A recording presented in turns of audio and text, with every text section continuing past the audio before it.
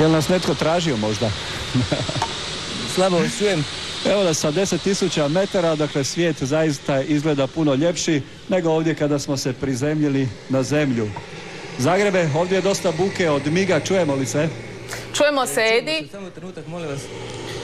Vidimo da ti je jako udobno bilo na ovom letu, kratkom do duše.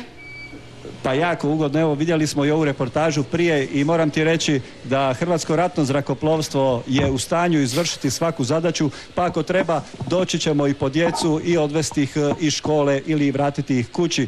Draga Sanja, naravno ako želiš i ti, možemo se zaletiti po tebe naravno na Prisavlje. Recite satniče, koliko nam treba do Prisavlja da pokupimo našu Sanju u studiju? Pa recimo ako bi išli maksimalnom brzinom do Zagreba 10 minuta. Moramo mi pitati Sanju, moramo pitati Sanju, bi li se ona uopće usudila s nama dvojicom sjesti u ovu kockastu vatrenu jurilicu? Da, pa ne znam, čini mi se malo tjesno, a tu je sa nama i kolega Zuber. Ne vjerujem da bimo baš svi stali. Ne znam zašto mene ne bi pozvali. Pa znate kako stvari stoje po onoj narodnoj, nije mig tjesan ako nije posada bijesna, a mi stvarno nismo bijesni. Upitat ćemo našeg satnika koliko u stvari ima konjskih snaga trenutno ispod nas i kojom brzinom i u kom trenutku u stvari možemo doći do Zagreba. Evo ovako, što se tiče mlaznog aviona, njegova snaga se mjeri u potisku, to znači ovaj avion ima 7 tona maksimalnog potiska, a ekvivalent za to bi bio negdje 35.000 konjskih snaga. A maksimalna brzina koju avion može postići je 2,05 maha. Što to znači negdje oko 2400 km na sat? Tako je, da, to su dvije brzine zvuka i nešto malo više preko toga. Recite satniče još koja vam je želja ostala neostvarena? Evo vidimo, spominju se novi avioni, njihova čak i nabavka. Na kojem bi vi možda željeli najviše letjeti? Pa recimo moja želja bi bila neki zapadni tip zrakoplova, borbenog aviona tipa Gripen. Švedske proizvodnje tipa Gripen. Evo, nadamo se da je i ministar Rončević čuo što piloti žele, pa će mu vjerojatno biti lakše donijeti odluku o konačnom izboru zrakoplova. A mi ćemo sad pokušati izaći odavde. To nije niti malo jednostavno. Evo. I sad ćemo se spustiti. Jer nas čeka jedna zanimljiva sugovornica. Riječ je o našoj pilotkinji. Evo ga.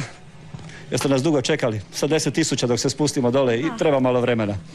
Vi ste jedna od dviju žena, u stvari pripadnice jedne od akro grupi u svijetu. Ukratko, kako ste uopće dospjeli tamo? Pa ovako, ja sam u vojnom zrakoplovstvu Hrvatske i kad se nekako došlo do prilike da bi se osnovala akro grupa i se vezano za to akrobatsko letenje u grupi, ja se prijavila, napravljena je selekcija i eto, došla sam u akro grupu. Jeste, Dijana, nedavno ste vratolomije radili i van hrvatskih granica. Gdje ste točno bili? Tako, bili smo u Rumunjskoj na takozvanom Rojas 2006. To je rumunjski internacionalni air show koji inače održava se svakih 5 godina. Ove godine je bio u povodu 100 godišnjice prvog tehničkog leta u Rumunjskoj i tamo smo nastupili između ostalog pokraj Freće Trikolori, Turkish Stars, PC7 tima. Prikazali smo svoj program, bilo je odlično i svi smo zadovoljni. Što su nam Krila Oluje za sutra pripremila? Naime, sutra počinje ovdje na Zemuniku, odnosno počinje dan otvorenih vrata Hrvatskog ratnog zrakoplovstva. U sklopu toga će biti jedan akroprogram.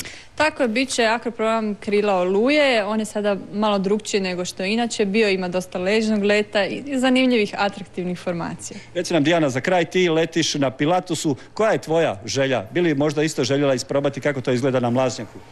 Pa možda jednog dana Gripen, Rafal, eto. Dobro, hvala ti. Idemo do našeg gospodina Barišića, natporučnika. On je čovjek koji je zadužen za sutrašnju manifestaciju, a to su, kao što smo rekli, dan otvorenih vrata Hrvatskog ratnog zrakoplovstva. Recite nam, što će sve građani moći vidjeti sutra na Zemuniku? Pa, od 9 sati, od koliko se otvara ova zrakoplovna baza, građani će moći pogledati praktički sve što Hrvatsko ratno zrakoplovstvo ima. Znači od helikoptera Mi-8 pa do MiG-21, školski zrakoplova Pilatus, helikoptera Bell-206 i ovog transportnog aviona koji možete vidjeti, Antonov 32.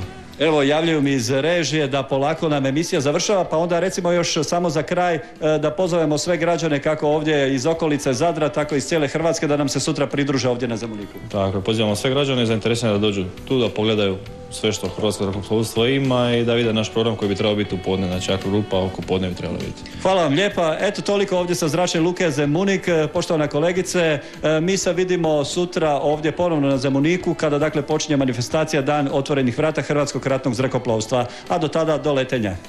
Edi,